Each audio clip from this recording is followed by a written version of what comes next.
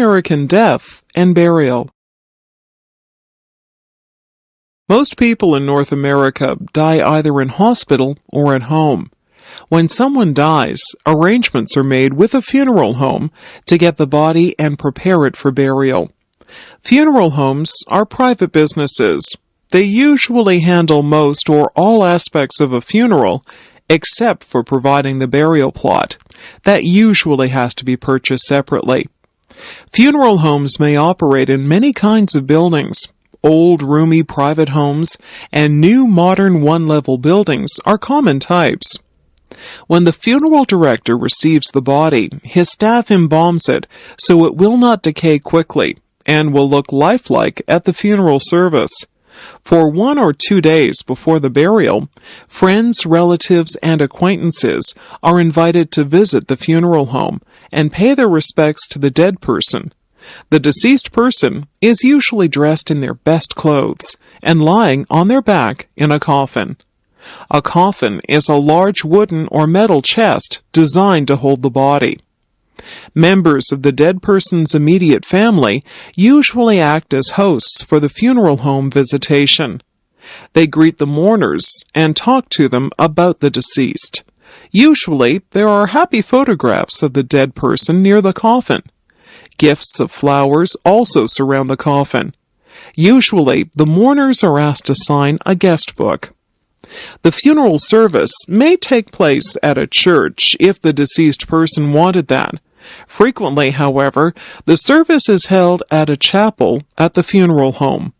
Attending a funeral is considered a sign of respect, and people will often travel a long distance to attend. Usually, friends and relatives will take a day off work for the occasion.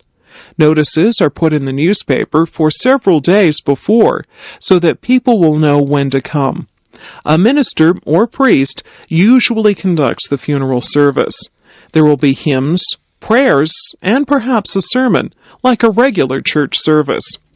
Sometimes the minister will speak at length about the dead person. Sometimes a member of the family does this.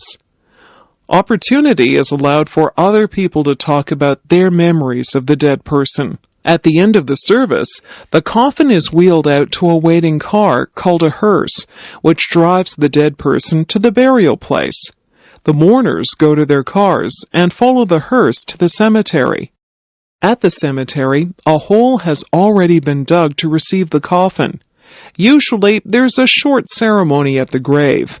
Sometimes, flowers are put on top of the coffin as it is lowered into the grave. A handful of soil is tossed on the coffin, indicating burial. Usually, the mourners leave before the cemetery workers cover the coffin with earth. Then the mourners may go back to a church hall or restaurant for a meal. A funeral can be quite costly. Even an inexpensive coffin can be several $1,000s. Sometimes, the deceased will be placed in an expensive rental coffin for the visitation and funeral, but buried in a less expensive coffin. Even so, a full funeral rarely costs less than $5,000, and is usually quite a lot more. This does not include the price of the burial plot or the stone grave marker. Sometimes poor people are buried at government expense. It is traditional in North America to bury the whole body in the ground. However, cremation is becoming more popular. The advantage of cremation is that it is less expensive, uses less land, and it appeals to people who don't want an elaborate funeral. Some people may wonder why so much attention is paid to a dead person, but funerals are really for the living. They are a way of saying goodbye to the dead person and receiving mutual support and encouragement from friends and family. Some funeral homes help to organize grief counseling or support groups to grieving family members. Usually, the funeral service is performed in the Christian tradition and refers to the hope of resurrection or rebirth from the dead that Christians believe in. It is now becoming common for people to plan their own funeral service before they die, and usually attempts are made to make the service appropriate to the person who died. This makes it more satisfying and memorable for family and friends. Australian origins. In many countries, leading families proudly trace their ancestors back to some significant group of people. In the USA, prominent families may boast that their family came over on the Mayflower in 1620. In England, ladies and gentlemen are happy to announce that their ancestors came to Britain with William the Conqueror in 1066. In Australia, however, many leading families are reluctant to talk about their origins. In fact, many years ago, one Australian city burned its early records so that no one would know who their ancestors were. The reason for that is that Australia began its history as a British penal colony. In 18th century England, there was a large gap between the rich and the poor. To make matters worse, many farmers had been forced off their land by powerful landowners. These homeless people wandered to the cities, where employment was often hard to find. Frequent wars gave temporary employment to young men as soldiers and sailors, but when the war was over, they were no better off than before. As a result, theft was extremely common. To protect themselves, the upper class made theft punishable by hanging. The problem with this was that juries were often reluctant to hang someone for stealing something small and might declare the person not guilty. For example, if a man or woman stole a loaf of bread to feed their children, the jury might just let them go. To prevent this, the courts came up with a new category of punishment: exile or transportation. If the judge or jury was reluctant to sentence the accused to death, they would ship them far away from England across the seas. However, if the person was found back in England again, he or she would be hanged. At first, England sent its convicts to America's 13 colonies. However, when the United States declared its independence in 1776, this was no longer possible. England considered sending criminals to West Africa, but the land and climate were considered unsuitable. So finally, Great Britain decided to use the huge, almost uninhabited country of Australia. At this time, not a single European was living anywhere on the continent. In the fall of 1786, a fleet of English ships began to take convicts on board. This process continued till the sailing date of May 13, 1787. Many British jails had been cleared of both male and female prisoners. Since the convicts were technically under a sentence of death, there was little concern for making them comfortable. At first, the convicts were chained below decks, but later some were released when well out to sea. One man had been sentenced for theft of a winter coat, another for stealing cucumbers from a garden, a third for carrying off a sheep. Among the women, one was guilty of stealing a large cheese, another of taking several yards of cloth. These ships, known as the First Fleet, carried 1,442 convicts, sailors, marines, and officers. The fleet finally arrived at Botany Bay on January 10, 1788. Later that month, they moved down to Sydney Harbour. No preparations whatsoever had been made. The forest came right up to the shore. Soon the fleet members were cutting down trees and trying to put up tents. It was June 1790 before further supplies arrived from England. Meanwhile, many convicts suffered from sickness, aggravated by the lack of good food. In conclusion, Australians need not be ashamed of their origins. In time, great things were achieved, in spite of the almost complete lack of help from the English government. Many ex-convicts became respectable settlers who began prosperous farms and businesses. The members of the First Fleet, whether convicts or not, deserve to be honored as the founders of Australia. Charlie Brown. On October 2nd, 1950, a new comic strip appeared in American newspapers. The hero of the strip was a round-headed kid named Charlie Brown. In the very first cartoon, two young schoolmates watch Charlie Brown walking by, and one comments, "Well, here comes old Charlie Brown. Yes, sir, good old Charlie Brown. How I hate him." This comic strip was to become one of the most popular in history. Its creator, Charles M. Schulz, drew the strip for 50 years until his death. But reruns of Peanuts still appear regularly in the newspaper. What are some of the characteristics of Charlie Brown and his friends that have made the cartoon popular? Charlie Brown is an unlikely hero. Other kids don't like being around him because the things he does never seem to work out properly. Kids want to be with someone who's good-looking, popular, and successful so they can feel part of his success. Charlie Brown is always worrying, hardly ever upbeat, afraid of failure, and always making mistakes. His kite gets snagged in the tree. He needs counseling from Lucy. His dog Snoopy is more popular than he is, and the little red-haired girl never notices him. In short, Charlie Brown is a loser. Charlie Brown illustrates all the insecurities that kids have. Many of these anxieties carry over into adult life. Sometimes they reflect problems in the life of the comic strip's creator, Charles M. Schulz. Schulz suffered from depression much of his life and had a difficult time in school. He was not very popular with his classmates.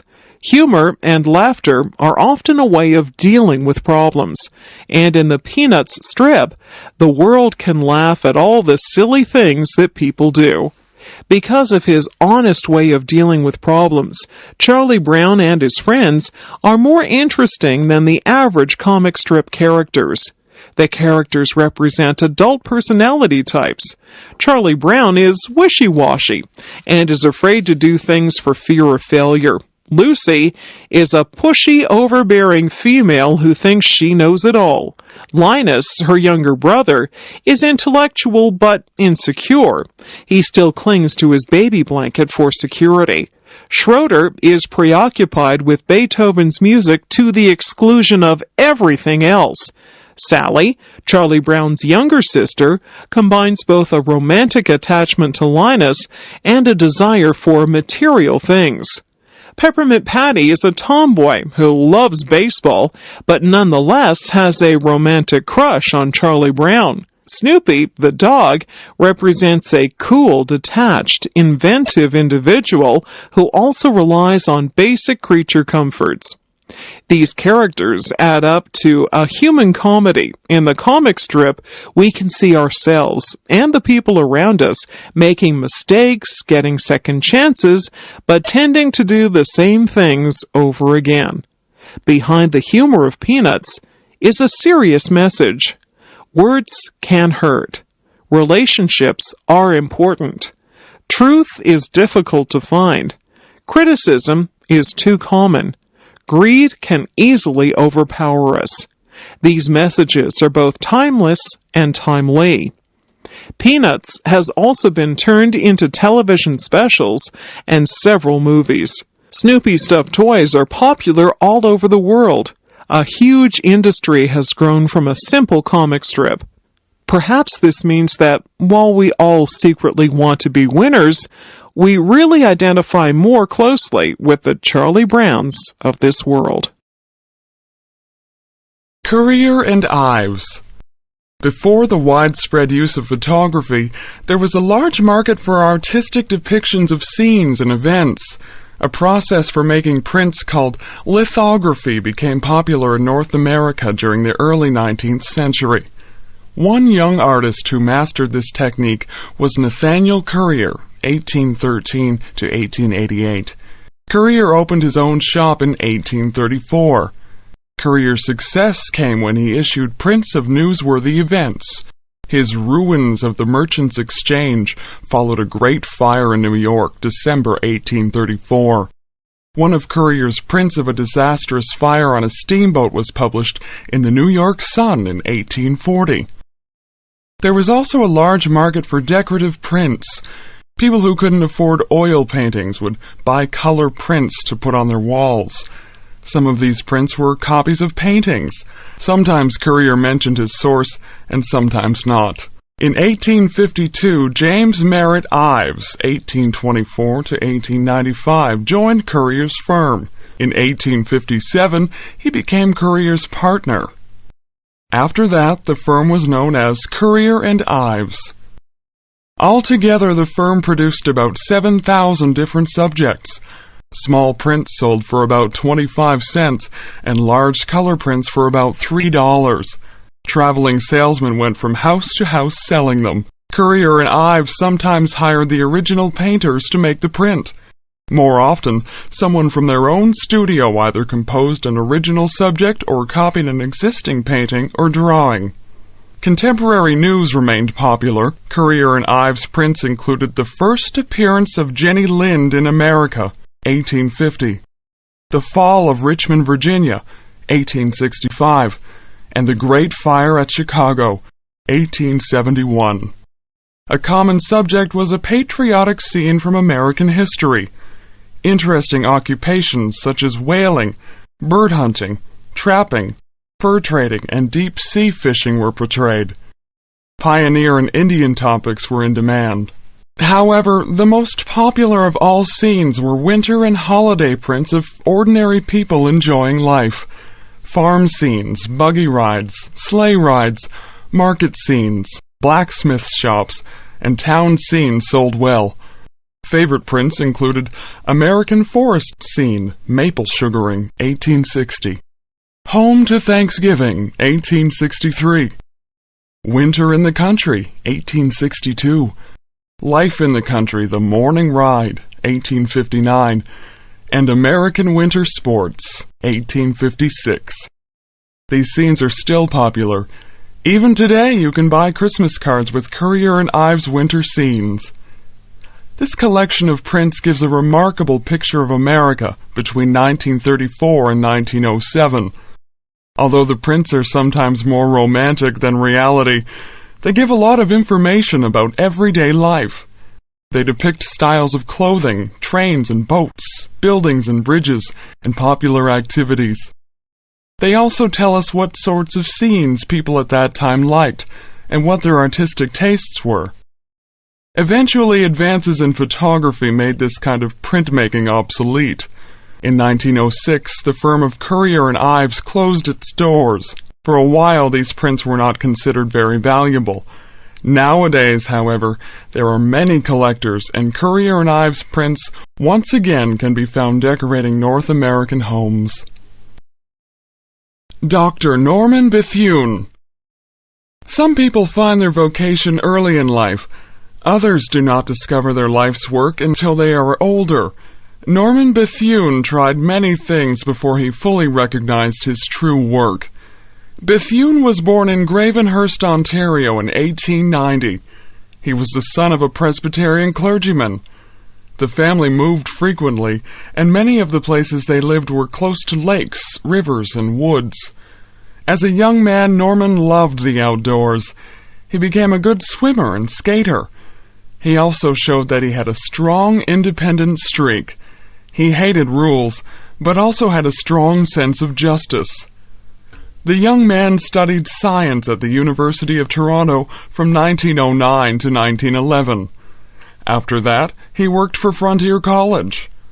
This was a volunteer organization where instructors did the same jobs as local workers during the day and taught them English in the evening. He then returned to Toronto to study medicine. Early in World War I, he joined the Army Medical Corps. He reached France in February 1915, but was wounded in April and eventually returned to Canada. He went back to the war in 1917. At the end of the war, he continued to study medicine in London, England. While he was in England, he married a Scottish woman, Frances Campbell Penny. Although Bethune loved her very much, their marriage ended in divorce in 1927. The couple moved to Detroit, Michigan in 1924, where Bethune opened a medical practice. In the middle of his growing success, he contracted tuberculosis. This was a low point in Bethune's life. Thinking that he was going to die, he considered suicide. One day, however, he read of a new treatment for tuberculosis and insisted that his doctors perform the operation on him. As a result, Bethune recovered. The year was 1927. For some years after, Bethune devoted himself to the treatment of tuberculosis patients. However, he began to notice a pattern. Rich patients who could afford proper medical care usually recovered. Poor patients usually died. Bethune became a supporter of government-funded medical care. Bethune admired the government-funded health system in communist Russia. He was angry when Canada would not support his idea about Medicare. Bethune wanted to change the world, and communism seemed like the most promising method. In 1936, Bethune went to Spain to help the Republicans fight the fascists. He was appalled to see the fascists' allies, Germany and Italy, dropping bombs on women and children. He developed a hatred for fascism. He also decided that doctors should go to the front, rather than wait for the wounded to be brought to them. In Spain, he developed a blood transfusion service, which saved many lives. Returning to North America, Bethune heard about the Japanese attack on China in 1937. Early in 1938, he sailed for China. Bethune had joined the Communist Party. Now he went to join the army of Mao Zedong in northern China. Mao's army was suffering badly from Japanese attacks. They had hardly any doctors or medical supplies. Difficulties only made Bethune work harder. He soon organized a hospital, trained medical workers, and wrote textbooks. He insisted on operating right at the front to give the wounded a better chance of survival. He went for days without sleep and gave his own blood to help the wounded. In November 1939, he died from blood poisoning, but his work lived on.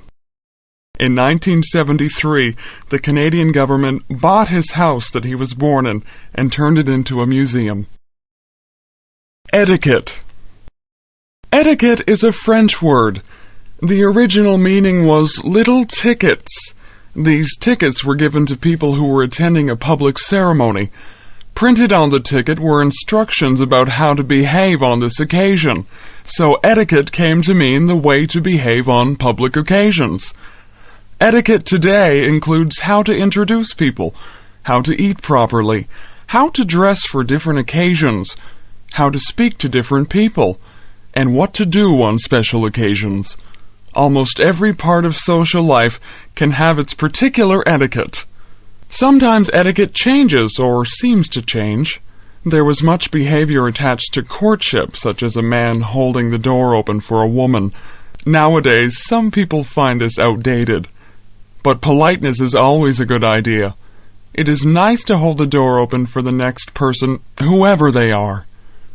In fact, it sometimes seems like contemporary life encourages bad manners.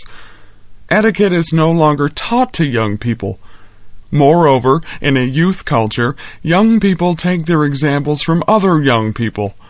As a result, good manners aren't considered important. The point of etiquette is to help people to get along with each other.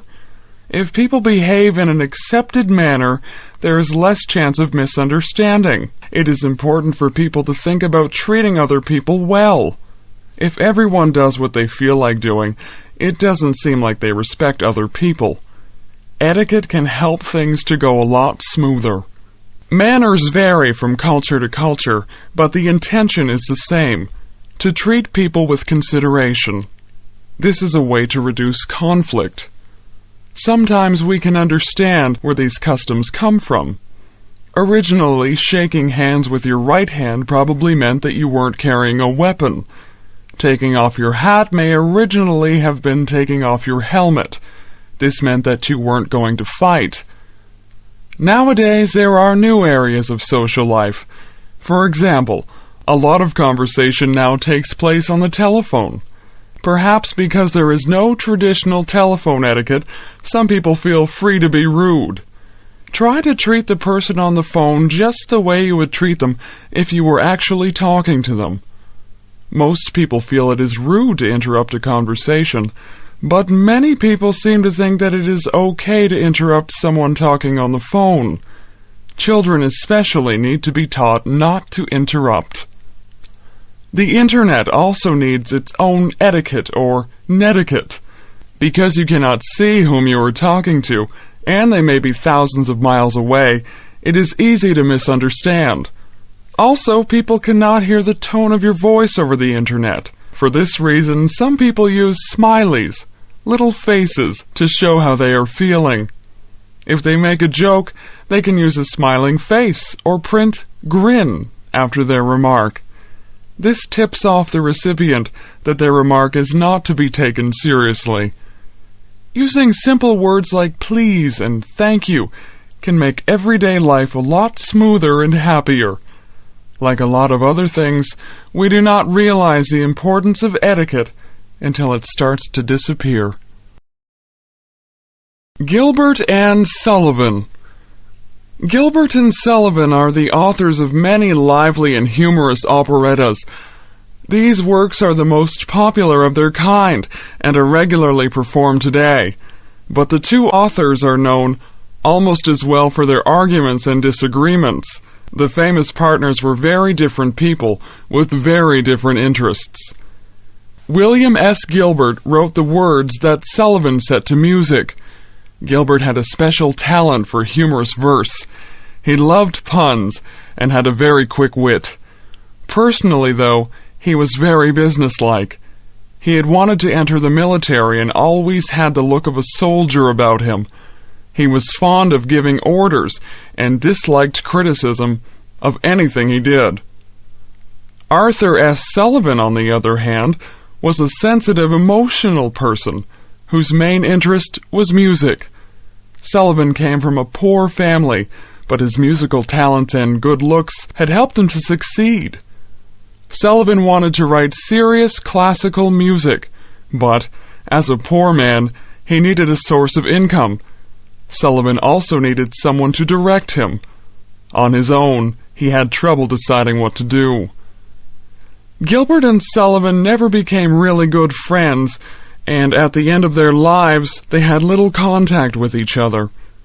But the writer and musician needed each other. Gilbert needed a composer who could enliven his writings for the stage. Sullivan needed someone to write a text for his music. Sullivan, who tended to be lazy, needed someone to push him. A theatrical manager named Richard Doyley Cart arranged their first collaboration. Gilbert visited Sullivan and read him his satire on the legal system, Trial by Jury. Sullivan loved the piece and quickly wrote the music. Trial by Jury was produced in 1875 and became the first triumph for the partners. Doyley Cart decided to form an acting company, which would stage future works by Gilbert and Sullivan. A string of successes follows. The Sorcerer in 1877, HMS Pinafore in May 1878, The Pirates of Penzance in December 1878, Patience in 1881, Iolanthe in 1882, The Mikado in 1885, The Yeoman of the Guard in 1888, and The Gondoliers in 1889. In spite of these successes, the two partners were not happy. Sullivan did not like the way Gilbert dominated their relationship. Sullivan had to write music for Gilbert's scripts. Why couldn't Gilbert write words for Sullivan's music? Gilbert, on the other hand, thought that Sullivan got the most of the credit for the success of their operettas, and that he was overlooked. Gilbert was the driving force in the relationship. He was always writing new scripts and taking them to Sullivan. It was Gilbert who rehearsed the actors and supervised the productions. Sullivan had little to do with the actual performance.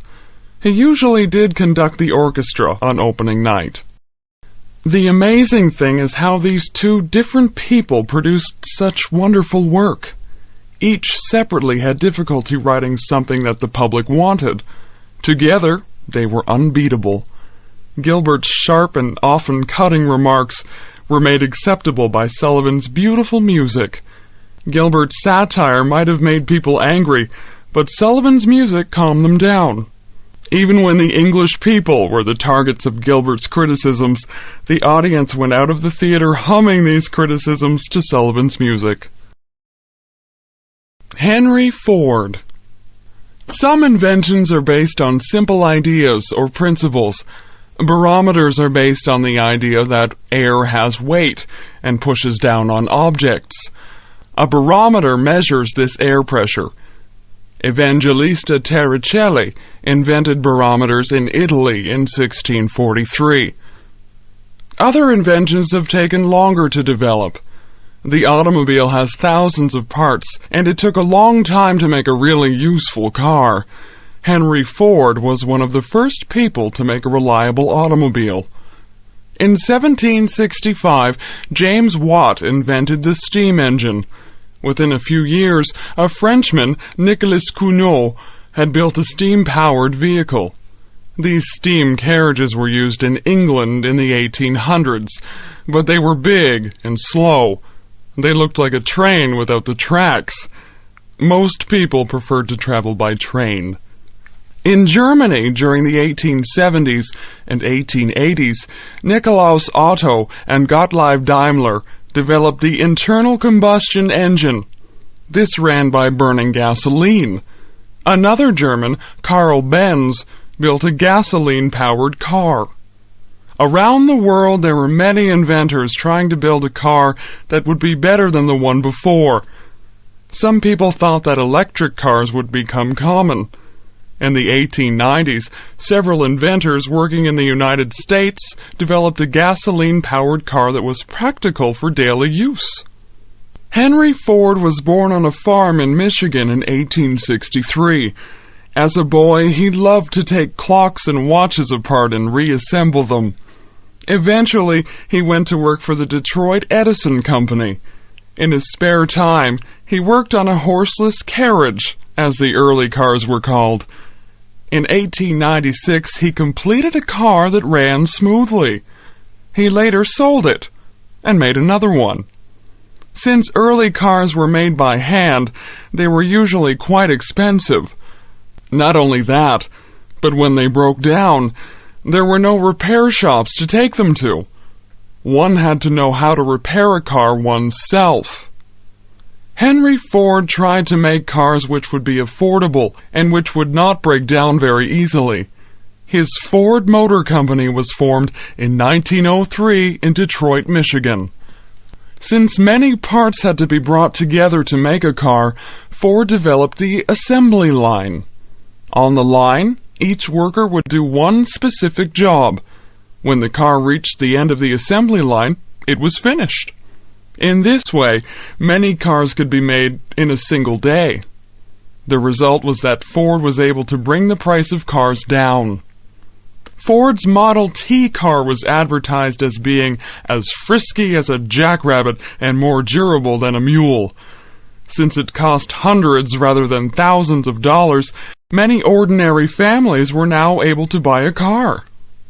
Once many people had cars, their habits began to change. People didn't have to live next to the factories or offices that they worked in. Going for Sunday drives or traveling to tourist sites became a common thing. In 1905, a car drove across the United States and back again. In 1912, a car went across Canada from coast to coast. Soon there was public pressure for good roads so that cars could travel anywhere in North America. Henry Ford was not the only inventor of the modern car. However, he was able to make a car that everyone could use and afford. John Chapman, American pioneer. When the first Europeans came to North America, they found dense forests coming down right to the shore. So thick were the forests that it was said that a squirrel could travel from the Atlantic Ocean to the Mississippi River without once touching the ground. Clearing these trees to make room for fields and buildings was a very difficult task for the early settlers. Another difficulty was finding enough food in this new land. Many European crops could not grow in this climate. Carrying and storing seeds over a long period was also risky. Native Indians were often helpful in teaching the settlers how to find food, but sometimes there were no Indians nearby, or they were hostile. John Chapman is famous today because he helped the early settlers grow one important product: apples. Apples could be eaten fresh in the fall or stored through the winter. They could be made into fresh apple juice or alcoholic cider. They could be dried or made into applesauce. Apples also could be made into vinegar, which is very useful for keeping vegetables from spoiling. John Chapman was born in Massachusetts in 1774, the year before the American Revolution began. John's father joined George Washington's army to fight for American independence from Great Britain. While the war was going on, John's mother died. In 1870, John's father married again, and soon John had lots of younger brothers and sisters. John probably worked on his father's farm as he was growing up. Then he worked on neighboring farms. It may be at this time that John began to learn about apples. After the Revolutionary War, the population of the USA was expanding. Many Americans wanted to go west over the mountains to find land in Indian Territory. In the fall of 1797, young John Chapman headed west to Pennsylvania. On his way, he gathered leftover apple seeds from the cider mills that he passed. As usual, John walked barefoot, but as he traveled, snow began to fall. He tore strips off his coat and tied them around his feet. Then he made snowshoes out of tree branches. When he arrived in the West, he began to clear land and plant apple seeds. This began a pattern that would last Chapman's whole life. He would travel ahead of the settlers, clear land, and then sell his baby apple trees to the settlers when they arrived. When the area became too settled, Chapman would move further west and start again. Many settlers regarded John Chapman as a strange character. He never bought new clothes, but wore whatever old clothes came his way. But he was always welcome at a settler's cabin. John was good at clearing land, telling stories, and growing apples. He liked children, and children liked him. He was a religious man, and would read to the settlers about God and living together peacefully. At this time, there was conflict between the settlers and Indians about land. John managed to be friendly with both groups, but John did warn the settlers if the Indians were planning to attack them. Every fall, John went east to gather more apple seeds. He would then go farther west and find some empty land to plant his seeds. During the warm weather, he tended all his fields of baby apple trees. Once they were properly grown, he sold the seedlings to settlers.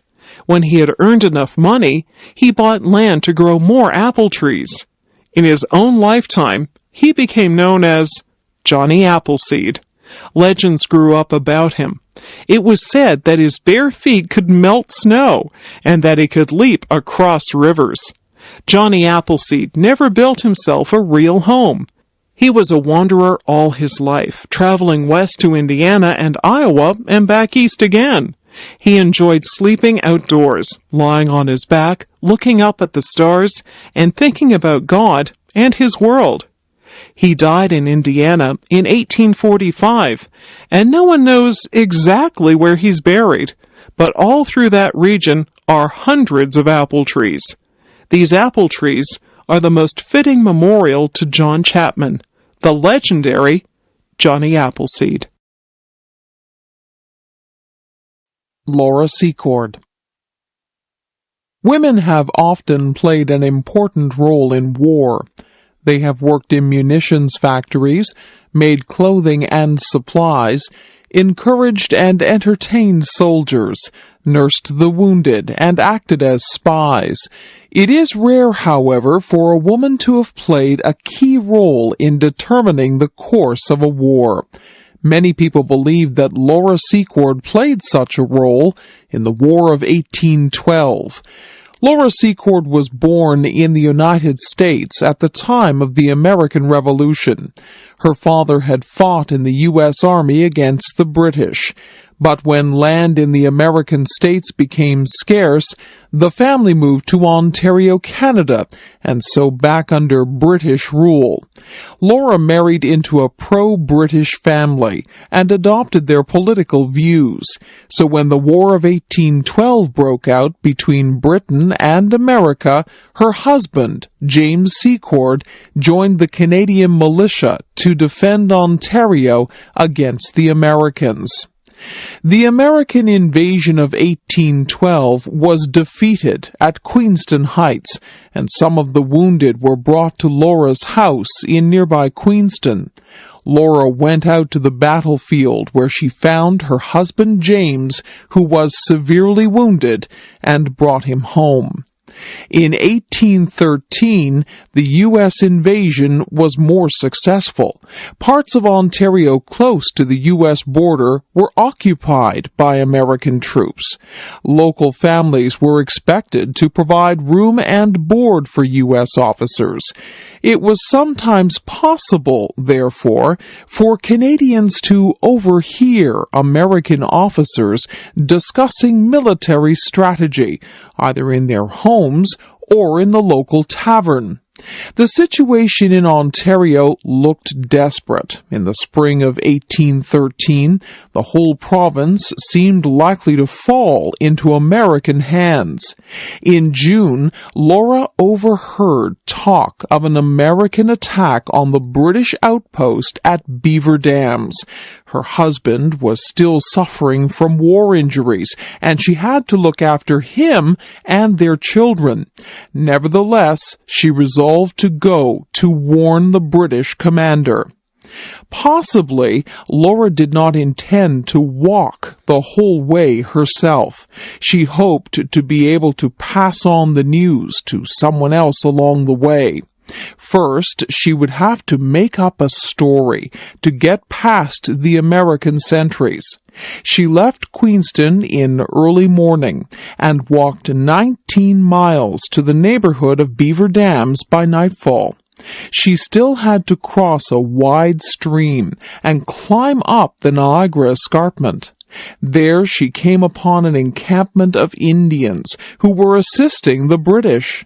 Their war cries in the moonlight terrified her, but she insisted on being taken to the British commander. Finally, one of the chiefs escorted her to British headquarters, and she was able to tell Fitzgibbon the American plan of attack. When the Americans arrived in the neighborhood of Beaver Dams, the Indians had prepared an ambush for them. A running fight ensued between the American force of 570 soldiers and 450 Indians supporting the British. At this point, Fitzgibbon arrived with 50 British regulars. Seeing the Americans disorganized and surrounded by the Indians, Fitzgibbon boldly demanded their surrender. By telling the American commander Botzler that he was facing huge British and Indian forces, Fitzgibbon induced the American leader to turn over his whole army to the British. Although only small armies were involved at Beaver Dams, the battle had great significance. Afterwards, the Americans stayed behind their walls for the rest of the year. The U.S. government recalled their commander-in-chief. British and Canadian morale increased, and Laura's home in Queenston was restored to British control. Laura Secord's story was little known until 1860. She was an old woman in her 80s when she was presented to the visiting Prince of Wales, later King Edward VII. He awarded a gift of money for her services. Her story then became famous. Today, her home in Queenston, Ontario, is an historical museum and a popular tourist attraction. Mutiny. Mutiny is a word that has brought fear to the most powerful empires in the world. Mutiny is when soldiers and sailors refuse to obey their commanders, often killing or imprisoning them. Mutiny can spread through whole armies and navies, throwing governments into crisis. No wonder that nations have always taken harsh measures to punish mutinous leaders. The ancient Romans executed every 10th man from an army unit that had mutinied. In the British Navy, mutineers were normally hanged. However, one of history's most famous mutinies did not happen to a whole army or navy. It happened on a single small ship, the HMS Bounty. HMS Bounty set sail from England in December 1787. It was a small, cramped vessel, uncomfortable during a long voyage. Its goal was to sail to the South Pacific and bring back Tahitian breadfruit plants. The government hoped that breadfruit would provide a cheap food for black slaves in the British West Indies. The captain of the Bounty was William Bligh, a veteran of many voyages. His crew, however, was largely made up of inexperienced young men. There was no room on the ship for soldiers or marines, so Bligh, as the only commissioned officer, had the difficult task of maintaining order. After a long and difficult trip, the Bounty finally arrived in Tahiti in October 1788. Free from the constraints of life aboard ship, the young men enjoyed life on the tropical island with the friendly natives. Many of the sailors established relationships with island women. Meanwhile, the collection of breadfruit plants for the homeward voyage continued. In April 1789, Captain Bligh decided that it was time to return to England. The breadfruit plants were loaded on the deck, making the ship cramped indeed. The Bounty set sail, and would no doubt have reached England again, except for the turmoil in the mind of one of its young officers. Fletcher Christian was 24 years old, of dark complexion, and from a good family. As the Bounty pulled further from Tahiti, Fletcher seemed to have decided that he didn't want to return to England. Tahiti had been an earthly paradise, and now long months of discomfort aboard ship awaited him. He was too far from Tahiti to return by himself. He would need the Bounty. On April 28, 1789, some of Fletcher Christian's friends seized control of the ship. Captain Bligh and 18 sailors who supported him were put in a small open boat with limited food and water. Meanwhile, Christian and his 24 followers sailed back to Tahiti. Eventually, Fletcher Christian would sail the Bounty to the uninhabited Pitcairn Islands, far to the south of the shipping lanes. Meanwhile, Bligh and his loyal followers sailed in their open boat almost the width of the Pacific Ocean. They suffered from thirst, hunger, and sickness, as well as hostile natives. Finally, they reached Timor in Indonesia in June and eventually made their way to the capital, Batavia. When they returned to England, Captain Bligh was first greeted as a hero. Soon, however, public attitudes changed. The legend began that Bligh was a cruel tyrant who had caused the mutiny by harsh treatment of his men. Although Bligh had a temper and was not very tactful, this does not appear to be the whole story. In fact, it is the controversy over who is to blame for the mutiny, Bligh or Christian, that has kept the story alive for more than 200 years. Peggys Cove, Nova Scotia. Why do people travel hundreds of miles to look at beautiful scenery? And why does one particular place attract many more visitors than similar places not far away? Peggys Cove in Nova Scotia, Canada is one of those special spots that draws people from all over the world. It is hard to explain its special charm, but anyone who has been there will know what I am talking about. The southern eastern shore of Nova Scotia possesses many picturesque fishing villages and many beautiful seascapes, but one doesn't have to go very far from the capital city of Halifax to see this special spot. There are no trees around Peggys Cove. The dominant feature are huge, round granite rocks, many of them the size of houses. They seem to be pushing up and out of the land and sea. Nestled inside the circle of these rocks is a group of fishing huts. Now and then a fishing boat leaves by the little bay or cove in order to travel out into the great Atlantic Ocean. For nearly 200 years there have been fishermen at Peggys Cove. All around the little harbor there are huts or fish stores where the fishermen do their work. Here they bring in the fish and clean them, wash them and salt them. The salted fish are then stored in barrels. Nowadays, however, more fish are sold fresh than salted. Visiting as a tourist, I wandered into one of these little huts while the fisherman was busy at his work. He explained to me that although Peggys Cove is a tourist destination, it is also a working fishing village. The fishermen get no money from the tourists, but have to take the time to talk to them and explain their work. There are, however, some tourist shops and tea rooms in the vicinity. Part of the charm of Peggys Cove is that it is so small. The population has been well under 100 people for most of its history.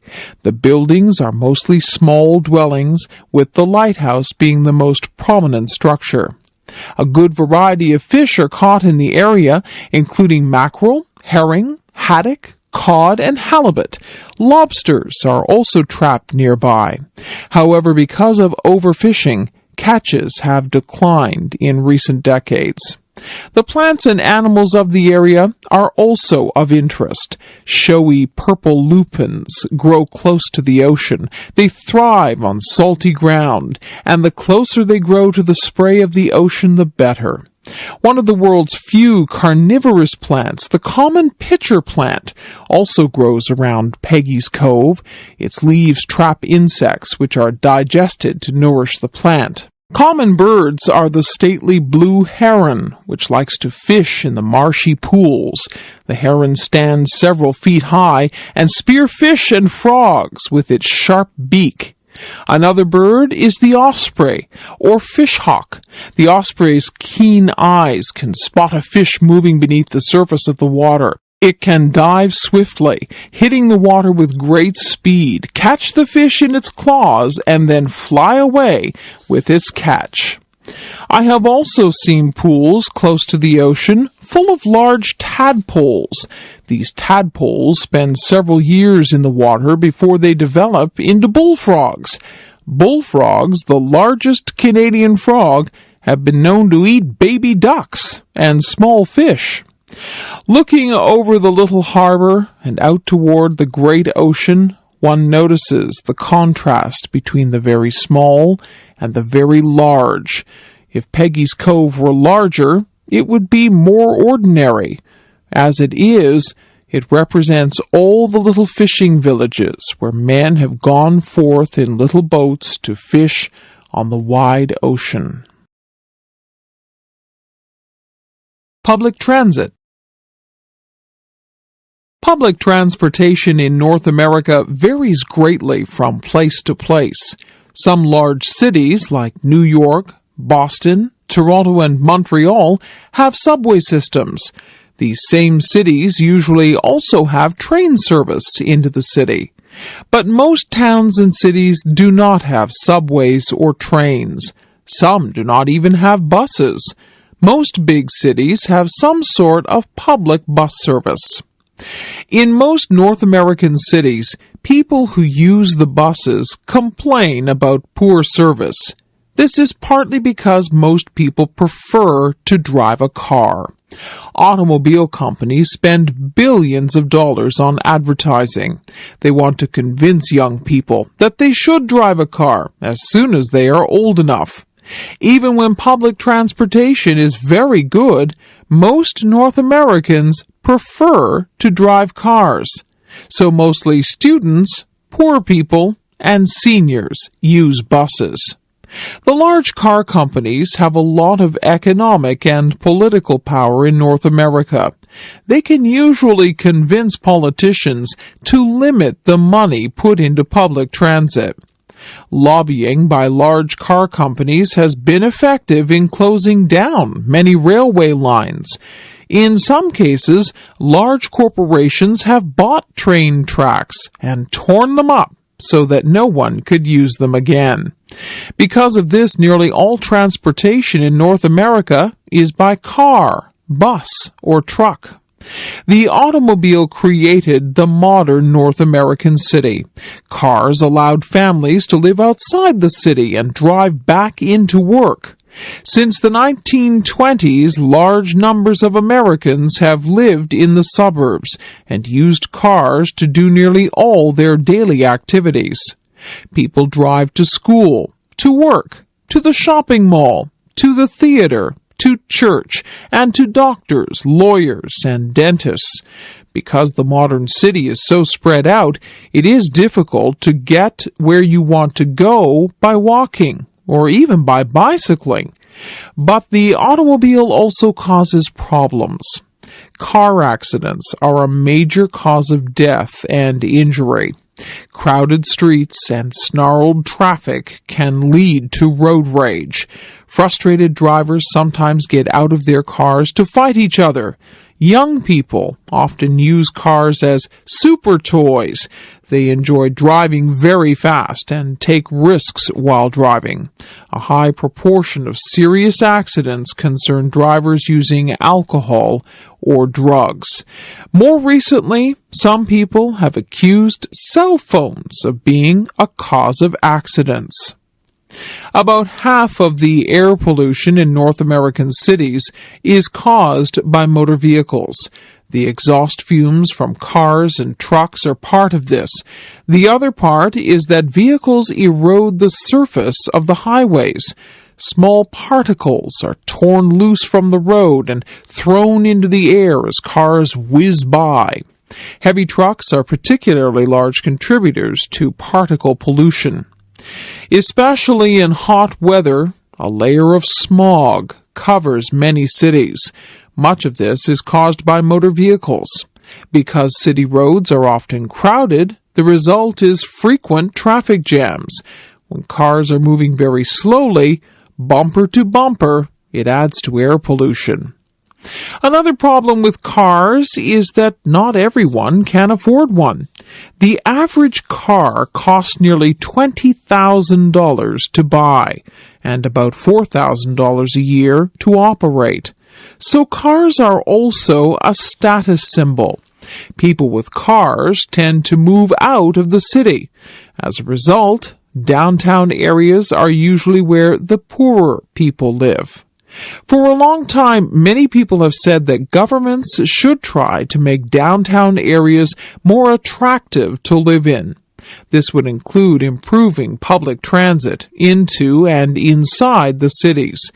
Then some people may move back from the suburbs, and air pollution levels will decline. Right now, the large automobile companies and oil companies oppose these measures. Recently, there have been cuts to public transit in many cities. Whether these cuts continue or whether they get reversed is a big political issue in North America today. Romance novels. Novels are imaginary stories about people and events. They are written to entertain and amuse. 2,000 years ago, Greek writers told tales of young lovers. Usually, the lovers were separated by terrible events and were reunited only after much hardship and suffering. This plot idea is still in use today. The most popular books for women today in North America are romance novels. Many millions are sold every year. This means that romance publishing is big business and very competitive. Companies survey their readers to determine the kinds of stories they like. One survey asks readers whether or not they would like more references to sex in their novels. Usually, romances are about love, not sex. But in today's market, publishers are ready to give their readers what they want. The essence of the romance is to create suspense by putting obstacles in the way of lovers. One simple obstacle is to make the hero and the heroine as different as possible. For example, an Eastern school teacher meets a Western cowboy. Of course, at first they don't like each other at all, but in time they fall in love. Or a female social worker might meet an aggressive businessman. Quite often the heroine is a spinster who has sworn never to marry, or perhaps she has a special dislike for the hero and his family. The romance writer must come up with a plausible way to bring the two together. There are a number of popular plots that lead to marriage.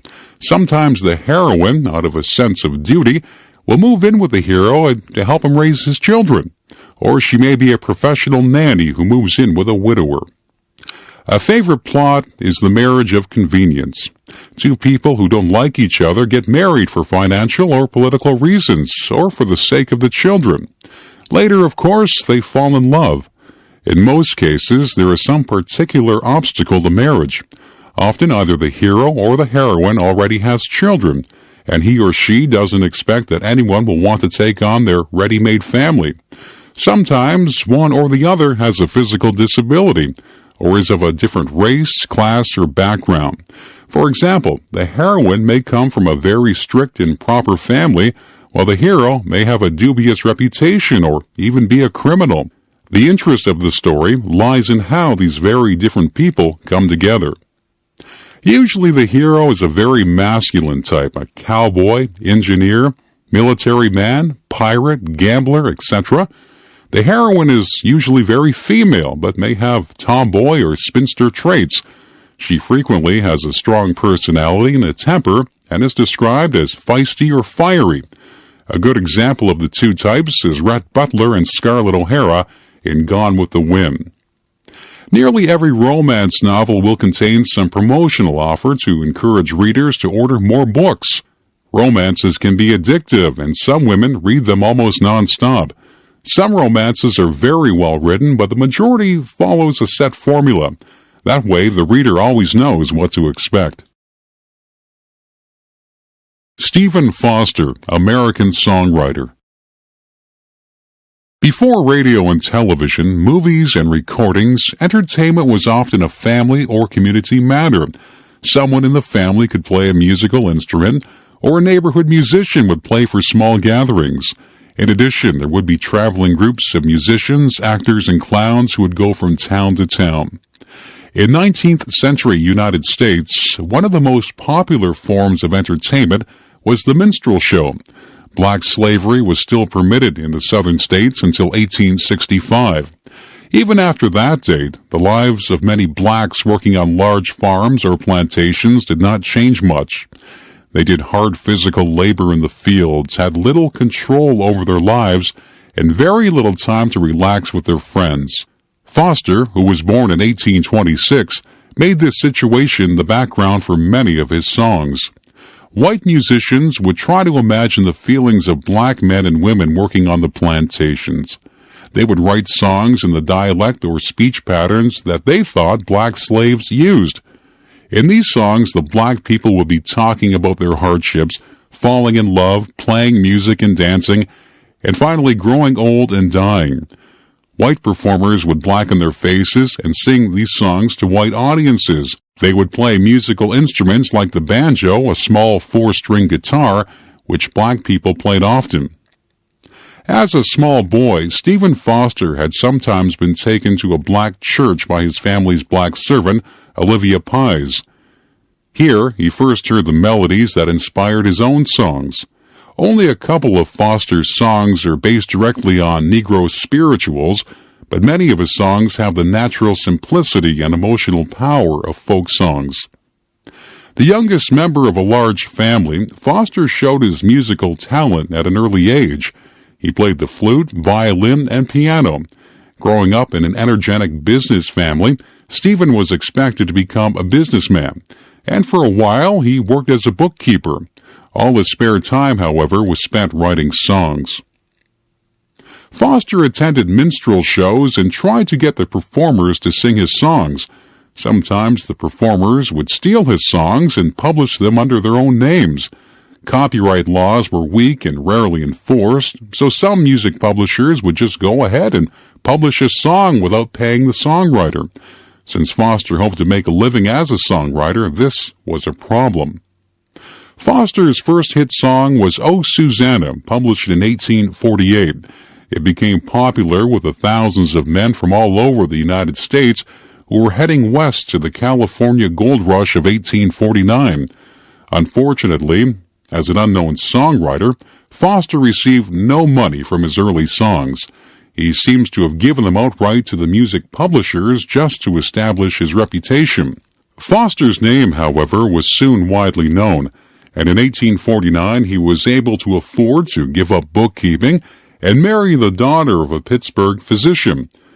During the next 5 years, he earned a moderately good income from songwriting. In 1851, a daughter, Marion, was born. Foster wrote many of his best-known songs at this time: "Old Folks at Home" in 1851, "My Old Kentucky Home" in 1853, and "Jeannie with the Light Brown Hair" in 1854. Difficulties in Foster's marriage began fairly soon. These may have been partly due to his strange work habits. He spent days locked in his room working on his songs. Then he would rush out with his materials to the local music store, presumably to test out the songs on his friends. He also became more and more addicted to alcohol. Eventually, his wife and daughter left him. Foster died alone in a rooming house in 1864. Immigrants to the United States brought their traditional folk songs with them. However, there are very few typically American songs. Foster provided many songs that expressed the life of 19th century USA. His songs were easy to sing and were popular with nearly everyone. In a sense, Foster helped to create roots for American popular music. Thanksgiving Day. Thanksgiving Day has a special meaning for Americans.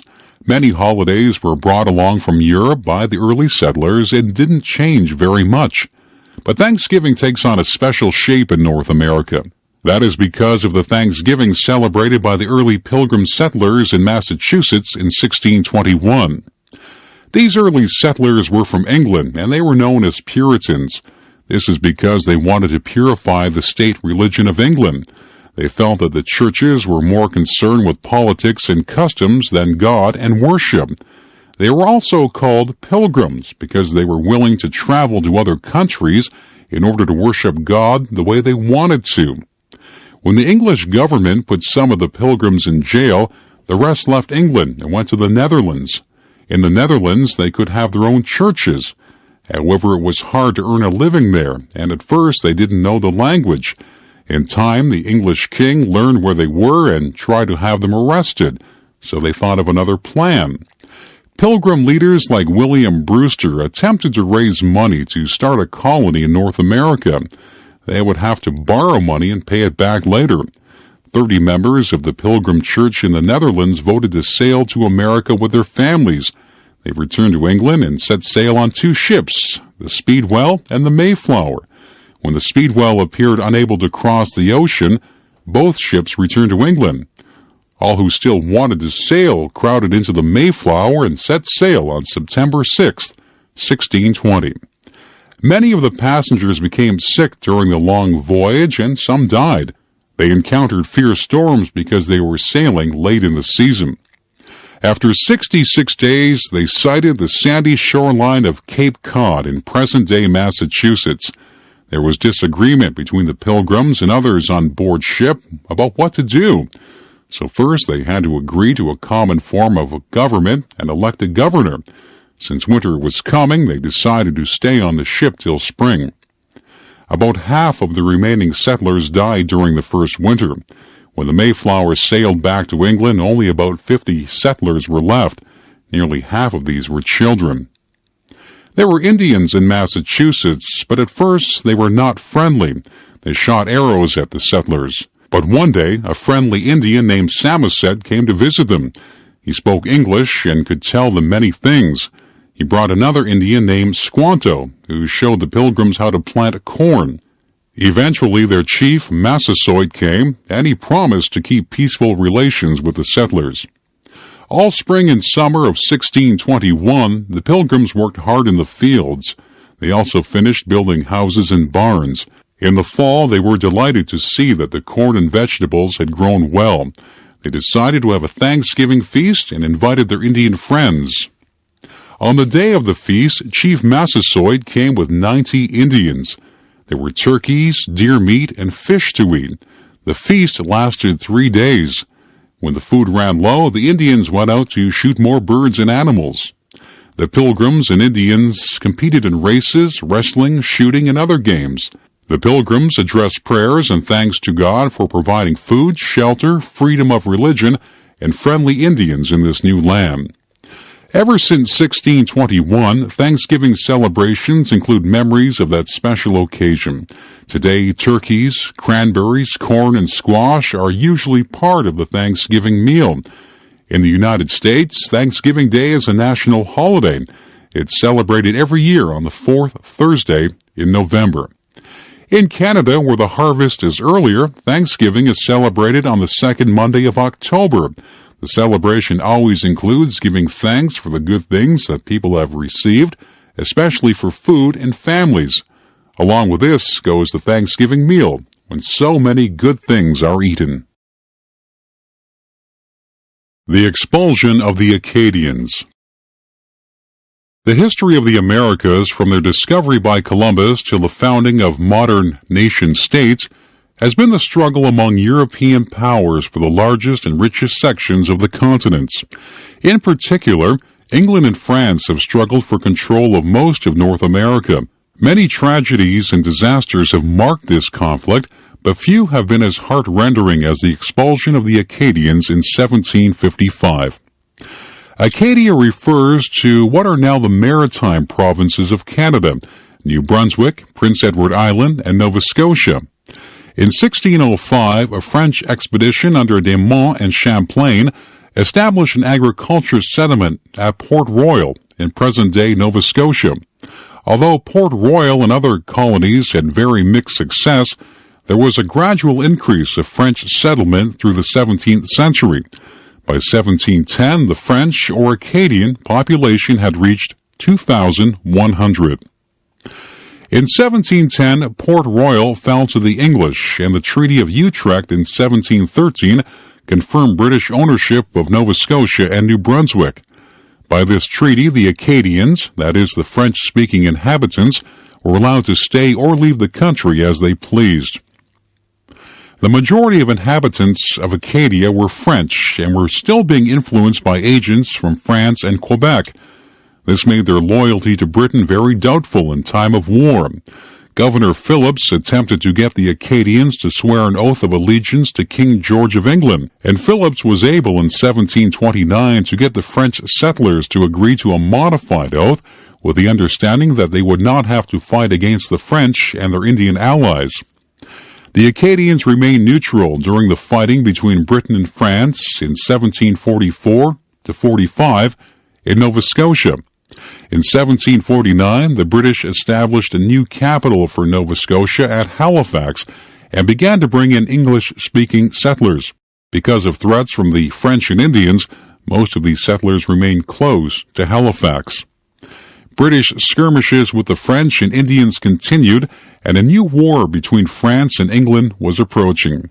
Governor Lawrence decided that it was time to settle the Acadian question.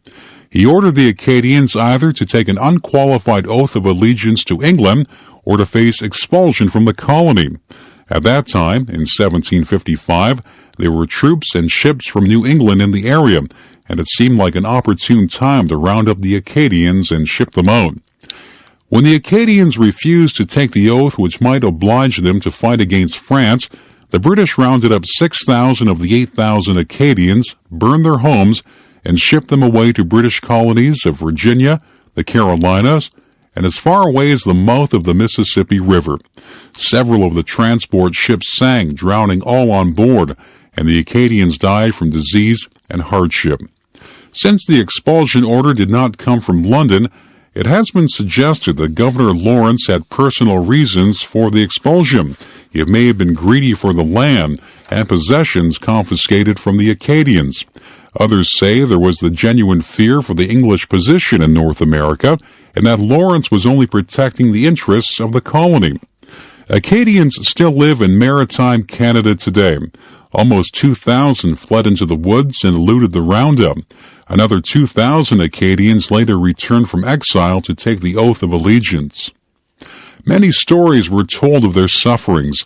One tale relates to how on the very day of his wedding, a bridegroom was seized by the British and transported from the colony.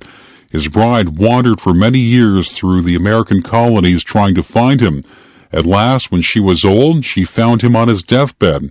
The shock of finding him and his death soon caused her death. This is the story of Henry W. Longfellow's poem, Evangeline. The Great Walls of China. The Great Wall of China is famous in North America, and many tourists would like to travel there. However, most North Americans don't know very much about Chinese history. That is changing now, as China is becoming an important subject for study in the West. The settled communities of China were targets for nomadic raids since earliest times. For much of its early history, China was not fully unified. However, Shi Huang, who died in 210 BC, united the whole country. Then he set about defending China from the northern nomads. It seems likely there have been defensive walls in the north before. However, Shi Huang had a wall constructed across the entire north of China. This defensive wall extended for almost 2,000 miles and had 25,000 towers. Such walls were very expensive to build. They also required huge numbers of men to construct them and later to defend them. Even so, the Great Wall did not stop nomadic invasions altogether. Not long after Shi Huang's death, a tribe called the Huns crossed the wall. The Emperor Hu Ti, who expanded Chinese power beyond the wall, defeated them. Centuries later, the Mongols to the north of China were united under Genghis Khan. The Mongols attacked China, and Kublai Khan, grandson of Genghis, became the first non-Chinese emperor of China in 1279. Eventually, the Chinese rebelled and overthrew their Mongol rulers. Nonetheless, the Mongols remained a threat. In 1449, they destroyed a Chinese army and captured the emperor. A new Great Wall was begun to keep the Mongols out. This is the wall which tourists visit today and which is pictured on Chinese stamps. Construction continued for 200 years. While some parts were built of packed earth, much of the wall was built of stone, brick, and rubble. This is why it took so long. Stones had to be quarried and bricks baked and carried to the site. Laborers, peasants, soldiers, and criminals were forced to work on the wall. Large and small forts and watchtowers carefully guarded the wall. Nearly 1 million soldiers were stationed along it. The Chinese defenders lit fires when the enemy was sighted. Plumes of smoke and cannon shots told that the enemy was advancing and how many there were. By 1644, the new wall was almost completed. That same year, however, an internal uprising overthrew the emperor. This revolt was partly caused by the high taxes demanded to pay for the wall. The emperor's men invited the nomadic Manchu tribe to come through the gates in the wall to help put down the revolt. The Manchus came, but they stayed and ruled China for several hundred years. Since the Manchus ruled both north and south of the wall, they did not care about maintaining it. Many parts fell into disrepair. and some completely disappeared. Today, the parts that remain are a major tourist attraction. The Great Wall of China is one of the wonders of the world, even if it really didn't succeed in its purpose of keeping the northern nomads out of China. The planetarium. All around the world, stargazing is a popular activity. The night sky lit up with stars is one of the most impressive scenes in nature. Besides its natural beauty, people study the night sky for many reasons. Some believe that they can read the future in the stars. Others think that the stars influence the weather, while some people worship the stars and the planets. There is a problem with stargazing. If the night is cloudy, people on the ground cannot see the stars. Also, bad weather makes being outside at night uncomfortable. Besides, not everybody wants to stay up late at night. A planetarium is an ideal solution to all these problems. A planetarium is usually a large dome-covered building. It has seating like a theater. The program here is a star show. A special projector throws a picture of the night sky on the ceiling of the planetarium theater. Like a movie projector, the planetarium projector can show a constantly changing program.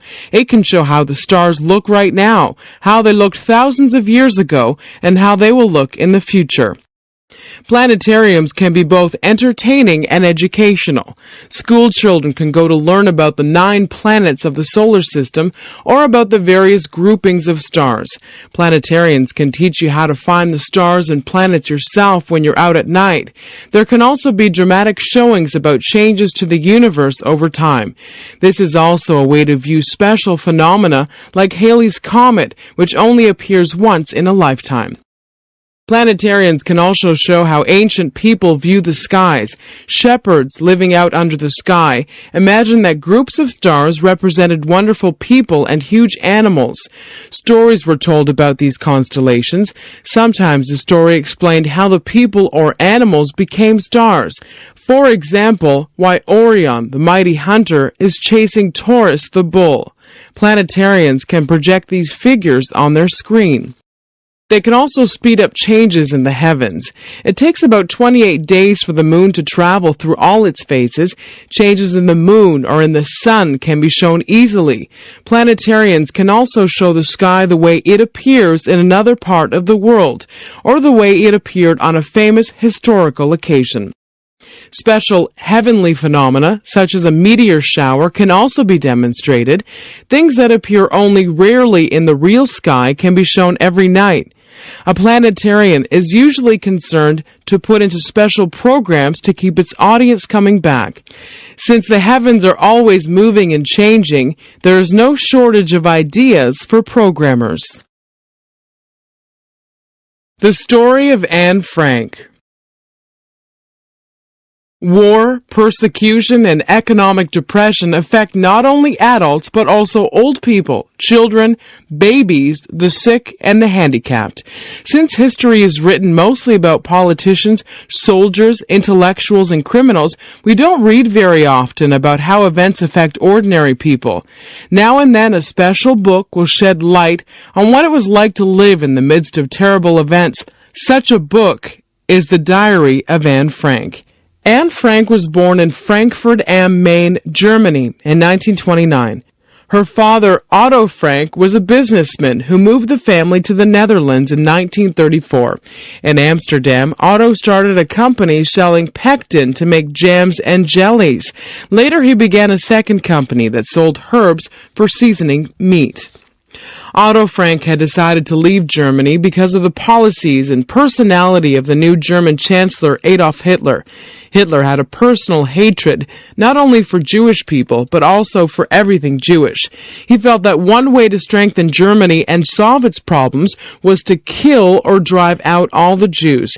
Hitler also felt that other groups such as blacks, gypsies, the handicapped, homosexuals, and the chronically unemployed should be eliminated.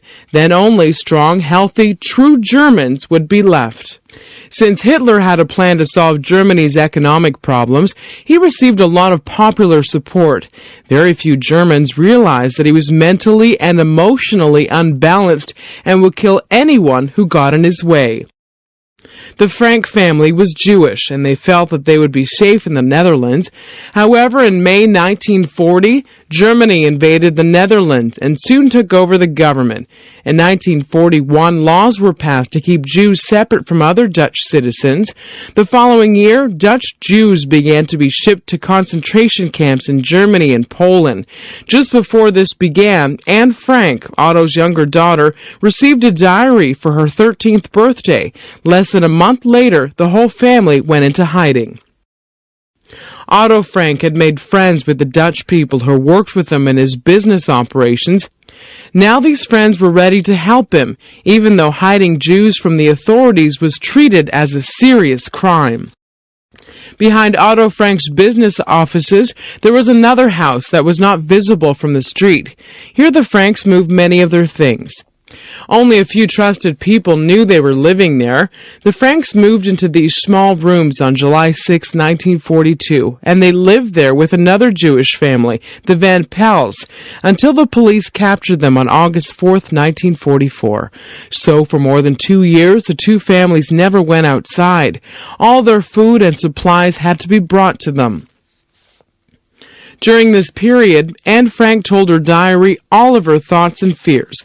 Like any teenage girl, she hoped that good things would happen to her, that she would become a writer or a movie star. She complained that her parents treated her like a child. She insisted that she was grown up. She also talked about how difficult it was to live in a small area with 7 other people and not to be able to go outside.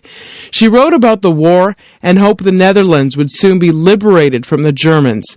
Anne sometimes envied her older sister Margot, who was so much more mature and who never got into trouble. She and Margot wrote letters to each other to pass the time, and even had a romance with Peter Van Pels, who was 17. Then all their fears came true. All the 8 Jews hiding in the house were arrested and eventually sent to Auschwitz death camp in Poland. Although the war was ending, it did not end soon enough for the Frank family. Only Otto Frank survived the war. One of their helpers, Miep Gies, saved Anne's diary and kept it. After the war, Otto Frank decided to publish it. Since 1947, more than 20 million copies had been sold in 55 languages. Anne's diary shows the terrible cost of hatred, persecution, and war better than any history. Christmas holidays. In many ways, Christmas is the most important holiday in North America. It is the most important commercial festival. Most retail stores do half their annual business in the 6 weeks or so before Christmas. Christmas is an important holiday from work and school. Many workers take the whole week off between Christmas and New Year's Day. It is the biggest time of the year for parties, gift-giving, home decorations, and visiting. Many homeowners compete to see who can have the best display of lights. It is also an important time for the entertainment industry. Many Christmas movies, TV shows, recordings, concerts, and plays are produced every year for the Christmas season. It is also the time of year when the largest number of people attend church, because Christmas is a religious festival too. It celebrates the birth of Jesus. How all these different things came together to become Christmas is a long story. Why, for example, is Jesus' birthday celebrated on December 25th? No one knows the exact day that Jesus was born, but Jesus was born during the Roman Empire, and for the Romans, December 25th was a very important day. The Romans had many gods and many religions. 2 religions, both of which had one main god, were the worship of the invincible sun and Mithras. These gods were both honored on December 25th. Because December 25th was just after the shortest day of the year, it was a natural time to worship the sun. December was also a time to celebrate the end of the agriculture year. The Romans held one of their main festivals, the Saturnalia, beginning on December 17th.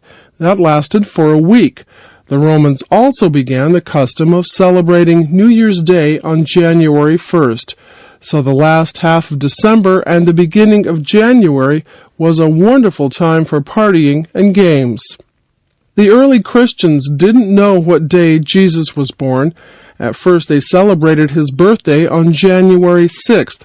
However, as most people in the Roman Empire were becoming Christians, it was decided to move the date to December 25th. The celebration lasted 12 days until January 6th and took the place of all other festivals. That way, people who were used to celebrating on December 25th would feel more comfortable. As different peoples became Christian, they brought their own customs to be part of Christmas. The people of Northern Europe used evergreen trees and mistletoe as symbols of spring and eternal life. The evergreen tree became the Christmas tree. The mistletoe is hung from the ceiling at Christmas for couples to kiss under. It was also in Northern Europe where the idea of Santa Claus or Father Christmas began. In Roman times, there was a man who became known as Saint Nicholas. He is said to have given gifts to the poor and provided dowries for poor girls who wouldn't otherwise be able to marry. The idea of the gift-giving saint became joined with the northern idea of spirit of Christmas festivities. It was a poem written in 1831 by the American writer Clement Moore, which popularized Santa Claus throughout the world. "'Twas the night before Christmas," told the story of how Santa visits every house in the world on Christmas Eve and brings toys for good girls and boys. Since that time, parents have secretly bought toys for their children at Christmas. When the children awake on Christmas Day, they find toys by the chimney or under the Christmas tree. They are told that Santa Claus and his reindeer brought them. Adults also give gifts to each other at Christmas time. No wonder that the stores sell so many things then. It is often said that Christmas is becoming too commercialized. In the rush to get everything ready, to buy the gifts, decorate the house and tree, give parties, visit family and friends, and attend special Christmas events, the original reason for celebrating is sometimes forgotten. Only when people go to church or sing Christmas carols or attend musical performances about Jesus' birth do they remember that Christmas is the birthday of Christ. Helen Keller. What would it be like to be unable to see anything, hear anything, or say anything? Life for young Helen Keller was like that. She had an illness before she was 2 years old that had left her deaf, dumb, and blind. After that, it was difficult for her to communicate with anyone. She could only learn by feeling with her hands. This was very frustrating for Helen, her mother, and her father. Helen Keller grew up in Alabama, USA during the 1880s and 1890s. At that time, people who had lost the use of their eyes, ears, and mouth often ended up in charitable institutions. Such a place would provide them with basic food and shelter until they died, or they could go out on the street with a beggar's bowl and ask strangers for money. Since Helen's parents were not poor, she did not have to do either of these things, but her parents knew they would have to do something to help her. One day, when she was 6 years old, Helen became frustrated that her mother was spending so much time with a new baby. Unable to express her anger, Helen tipped over the baby's crib, nearly injuring the baby. Her parents were horrified and decided to take the last chance open to them. They would try to find someone to teach Helen to communicate. A new school in Boston claimed to be able to teach children like Helen. The Kellers wrote a letter to the school in Boston asking for help. In March of 1887, a teacher, 20-year-old Anne Sullivan, arrived at the Kellers' home in Tuscumbia, Alabama. Anne Sullivan herself had a very difficult life. Her mother had died when she was 8. 2 years later, their father had abandoned Anne and their little brother Jimmy. Anne was nearly blind, and her brother had a diseased hip. No one wanted the two handicapped children, so they were sent to a charitable institution. Jimmy died there. At age 14, Anne, who was not quite blind, was sent to the School for the Blind in Boston. Since she had not had any schooling before, she had to start in grade 1. Then she had an operation that gave back some of her eyesight. Since Anne knew what it was like to be blind, she was a sympathetic teacher. Before Anne could teach Helen anything, she had to get her attention. Because Helen was so hard to communicate with, she was often left alone to do as she pleased. A few days after she arrived, Anne insisted that Helen learn to sit down at the table and eat breakfast properly. Anne told the Kellers to leave, and she spent all morning in the breakfast room with Helen. Finally, after a difficult struggle, she got the little girl to sit at the table and use a knife and fork. Since the Keller family did not like to be strict with Helen, Anne decided that she needed to be alone with her for a while. There was a little cottage away from the big house. The teacher and pupil moved there for some weeks. It was here that Anne taught Helen the manual alphabet. This was a system of sign language. But since Helen couldn't see, Anne had to make the signs in her hands so she could feel them. For a long time, Helen had no idea what the words she was learning meant. She learned words like box and cat, but hadn't learned that they referred to those objects. One day, Anne dragged Helen to a water pump and made the signs for water, while she pumped water over Helen's hands. Helen at last made the connection between the signs and the thing. Water was that cool, wet liquid stuff. Once Helen realized that the manual alphabet could be used to name things, she ran around naming everything. Before too long, she began to make sentences using the manual alphabet. She also learned to read and write using the square hand alphabet, which was made up of raised square letters. Before long, she was also using Braille and beginning to read books. Helen eventually learned to speak a little, although this was hard for her because she couldn't hear herself. She went on to school and then to Radcliffe College. She wrote articles and books, gave lectures, and worked tirelessly to help the blind. The little girl who couldn't communicate with anyone became, in time, a wonderful communicator. A favorite place.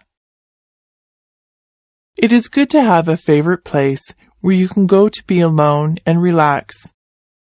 Sometimes this spot is your own room or a quiet part of the house. Sometimes it is somewhere outdoors, away from people and busy streets. Or you may feel most comfortable in a shopping mall or a downtown park.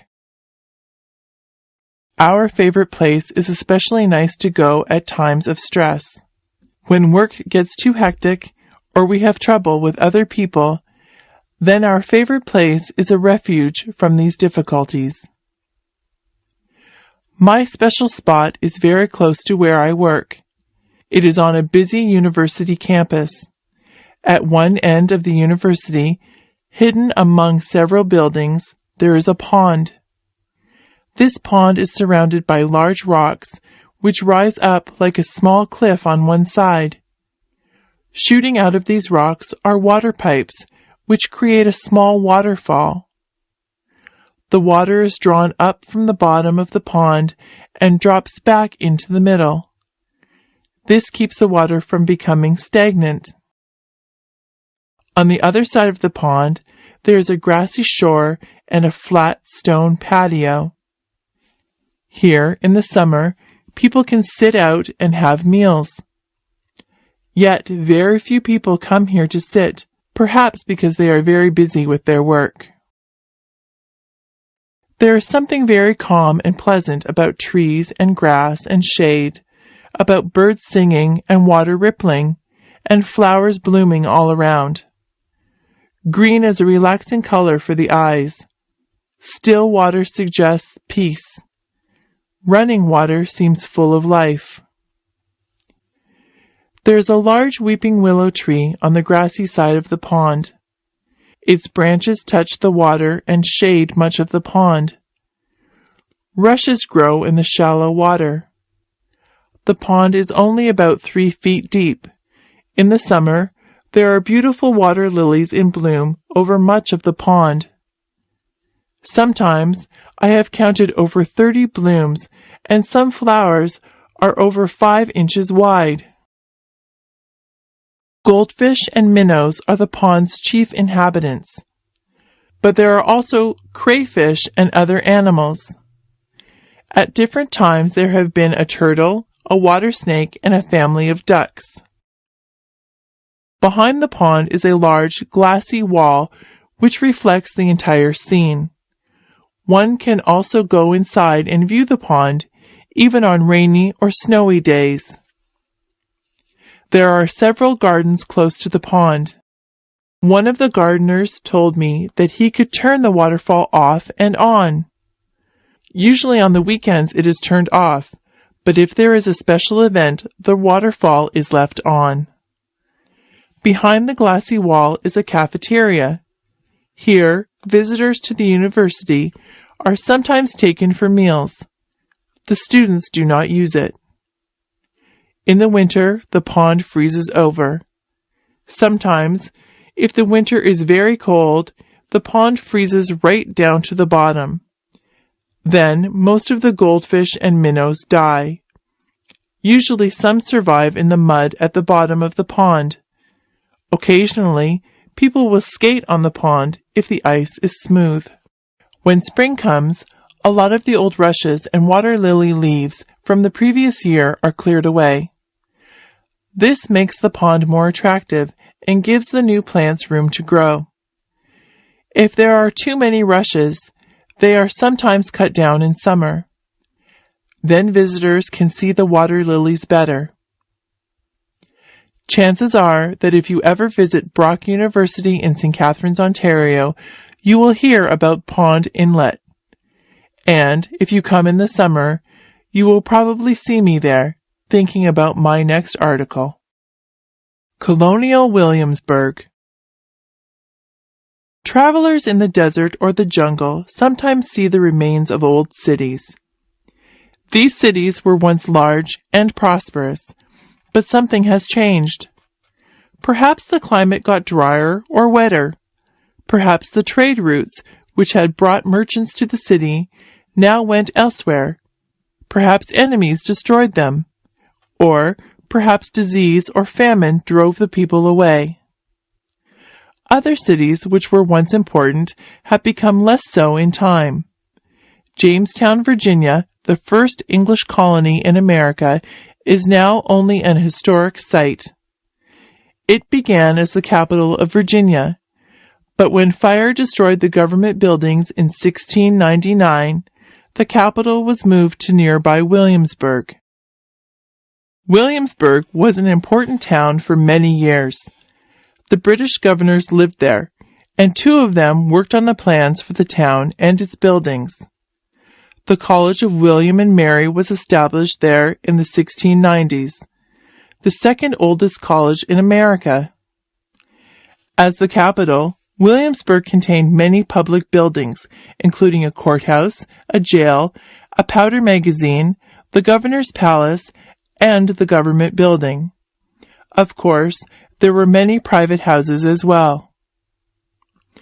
From 1699 until 1780, Williamsburg was the capital of Virginia. Many people came there for government and legal business. It was also a social center with dances, fairs, horse races, and auctions. The governor and his wife provided expensive dinners and entertainment for their guests. Most of the important people in Virginia owned tobacco plantations. In 1612, John Rolfe had first raised tobacco to sell to England. Soon, tobacco farming was Virginia's most important business. Most planters were able to build large houses and buy slaves to do their work. One plantation owner is said to have owned 300,000 acres of land and 1,000 black slaves, as well as having large amounts of money. The planters were the leaders of this colonial society, and they resented British interference in their local government.